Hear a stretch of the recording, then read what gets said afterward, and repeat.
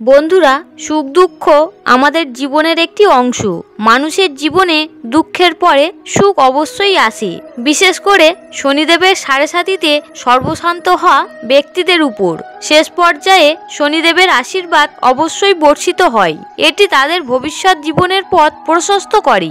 একই সময়ে যখন খারাপ সময় কেটে ভালো সময় আসতে চলেছে বা আপনি ধনী হতে চলেছেন, তখন কিছু শুভ লক্ষণ আগাম দেখা দিতে শুরু করে। এর মধ্যে এই 17টি লক্ষণকে খুবই শুভ বলে মনে করা হয়। আপনিও যদি এই লক্ষণগুলি দেখে থাকেন তাহলে বুঝবেন আপনার ভাগ্য খুলতে চলেছে। 1. সাধারণত প্রত্যেকের বাড়ির মন্দিরে একটি শঙ্খ থাকে। শঙ্খকে শুভ বলে মনে করা হয়। এটা হিন্দু সনাতন ধর্মের মানুষদের বিশ্বাস যে দেবী লক্ষ্মী শঙ্খের ধ্বনি খুব পছন্দ করেন। তাই আপনি যদি ব্রহ্ম মুহূর্তে স্বপ্নে শঙ্খধ্বনি শুনতে পান তাহলে বুঝবেন আপনার খারাপ সময় শীঘ্রই শেষ হতে চলেছে।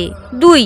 আপনি যদি ব্যাংকে টাকা জমা করতে যাচ্ছেন এবং পথে একটি মা গরু ও বাছুরকে দেখতে পান তাহলে বুঝবেন টাকা সংক্রান্ত সমস্ত সমস্যা শেষ হয়ে যাবে।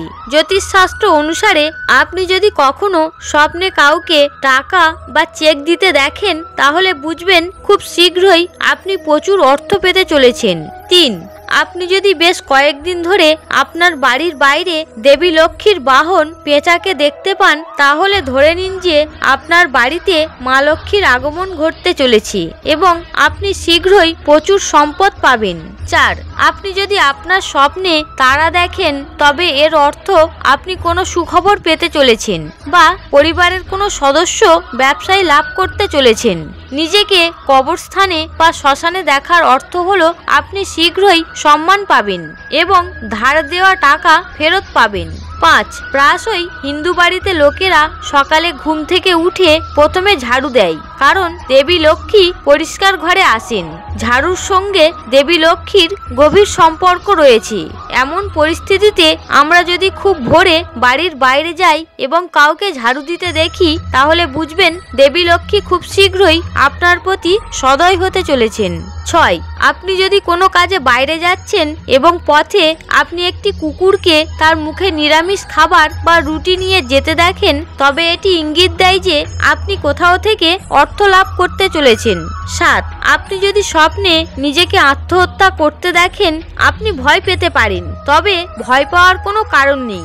এই স্বপ্নকে শুভ বলে মনে করা হয়। এটি একটি লক্ষণ হিসেবে বিবেচিত হয় যে দেবী লক্ষ্মীর আশীর্বাদ আপনার উপর বর্ষণ হতে চলেছে।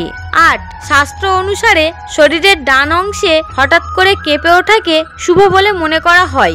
বিশেষ করে যদি আপনার ডান গাল এবং বাহু মোচড় দেয় তবে এটি একটি ভালো লক্ষণ যে আপনি আগামী দিনে ধনী হতে পারেন। সহজ কথায় ঘরে সুখ ও সমৃদ্ধি আসবে। 9. আপনার বাড়িতে যদি কালো পিঁপড়ে এসে বৃত্ত তৈরি করে কিছু খেতে শুরু করে তাহলে বুঝবেন আপনার ঘরে দেবী লক্ষ্মীর আগমন ঘটতে চলেছে এবং আপনি প্রচুর সম্পদ পেতে চলেছেন। এমন অবস্থায় এই পিঁপড়েদের প্রণাম করুন এবং চিনি মেশানো আটা খেতে দিন। 10. যদি কোনো ভিক্ষুক খুব ভোরে আপনার দরজায় আসে তাকে কখনোই খালি হাতে যেতে দেবেন না। এটা বিশ্বাস করা হয় যে এটি করলে ধনসম্পদের দেবী লক্ষ্মী খুব খুশি হন। 11. জ্যোতিষশাস্ত্র অনুসারে এটিও বলা হয় যে আপনি যদি স্বপ্নে কাউকে দেশলাই জ্বালাতে দেখেন তবে এর মানে হলো আপনি শীঘ্রই অর্থ পাবেন। 12. যদি কোনো পাখি এসে আপনার বাড়িতে বাসা বানায় তবে এটি একটি শুভ লক্ষণ বলে মনে করা হয়। আপনি ধরে নিতে পারেন যে এখন আপনার ঘরে মা লক্ষ্মীর আগমন হতে চলেছে। 13. বাড়ির এক জায়গায় হঠাৎ করে 3টি টিকটিকে দেখা দিলে তা খুবই শুভ বলে মনে করা হয়। এটি মহালক্ষ্মীর আগমনের লক্ষণ।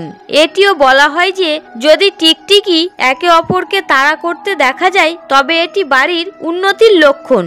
14. নারীর বাম হাতের তালু এবং পুরুষের ডান হাতের তালু যদি ক্রমাগত চুলকাতে থাকে তাহলে এটিও অর্থ পাওয়ার একটি লক্ষণ। 15. যদি আপনার ঘরে কোনো বিড়াল বাচ্চা বাচ্চা প্রসব করে তবে তা শুভ লক্ষণ। একই সময়ে পাখি যদি ছাদে মূল্যবান কিছু ফেলে যায় তা শুভ।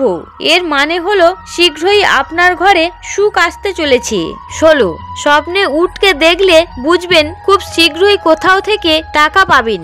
একইভাবে আপনি যদি আপনার স্বপ্নে একটি ডালিম গাছ দেখেন তবে বুঝবেন আপনি আর্থিক লাভ পেতে চলেছেন। 17 স্বপ্নে সাপ বা সাদা রঙের কোনো ফুলকে দেখা শুভ বলে মনে করা হয়। এটি একটি লক্ষণ যে আপনি সরকারি ক্ষেত্র থেকে সুবিধা পাবেন। এই স্বপ্নটি সম্পদ এবং সন্তান হওয়ার চিহ্ন হিসাবেও বিবেচিত হয়। বন্ধুরা, ভিডিওটি এখানেই শেষ করছি। ভিডিওটি দেখে যদি ভালো লাগে তাহলে অবশ্যই একটি লাইক করবেন এবং কমেন্টে অবশ্যই জয় মা লক্ষ্মী লিখতে ভুলবেন না। আপনারা সকলে ভালো থাকুন, সুস্থ থাকুন। হরে কৃষ্ণ।